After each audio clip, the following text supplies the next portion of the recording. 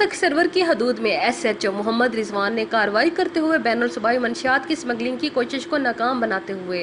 بلوچستان سے پنجاب آنے والے ٹرک سے بھاری مقدار میں چرس برآمد کرتے ہوئے 2 منشیات فروش اسمگلروں کو گرفتار کر لیا۔ ملزم بلوچستان سے پنجاب ٹرک میں چھپا کر اسمگل کر رہے تھے۔ ملزمان موسیٰ خان عالم دین کا تعلق بلوچستان سے ہے۔ پولیس تھانہ سخت سرور نے کارروائی کر کے بھاری مقدار میں صوبہ بلوچستان سے پنجاب کی جانب لے جانے والی چرس کی اسمگلنگ کو ناکام بنا دیا۔ ایس ایچ او تھانہ سخت سرور محمد رضوان نے بتایا کہ ڈی پی او عاطف نذیر کی ہدایت پر داخلی و خارجی راستوں پر چیکنگ کے نظام کو سخت کرتے ہوئے تمام مسافر ٹرانسپورٹ اور جرائم پیشہ عناصر کی نگرانی کی جا رہی ہے۔ اسی طرح ٹرک نمبر TKR/707 جو کہ صوبہ بلوچستان سے پنجاب آ رہا تھا، جسے روک کر دوران تلاشی ٹرک کے خفیہ خانوں سے چھپائی ہوئی 24 کلو چرس برآمد کر لی۔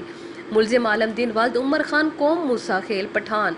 سکنہ موسیٰ خیل چرس اسمگلر ہے، جس نے ٹرک ڈرائیور موسیٰ خان ولد علی خان قوم شنواری سکنہ لورالائی سے مل کر ٹرک کے خفیہ خانوں میں چرس چھپا کر اسمگل کر رہا تھا، لیکن تھانہ سخت سرور پولیس نے دوران تلاشی ٹرک کے خفیہ خانوں سے چھپائی ہوئی چرس برآمد کر کے ملزمان کے خلاف مقدمہ درج کر دیا۔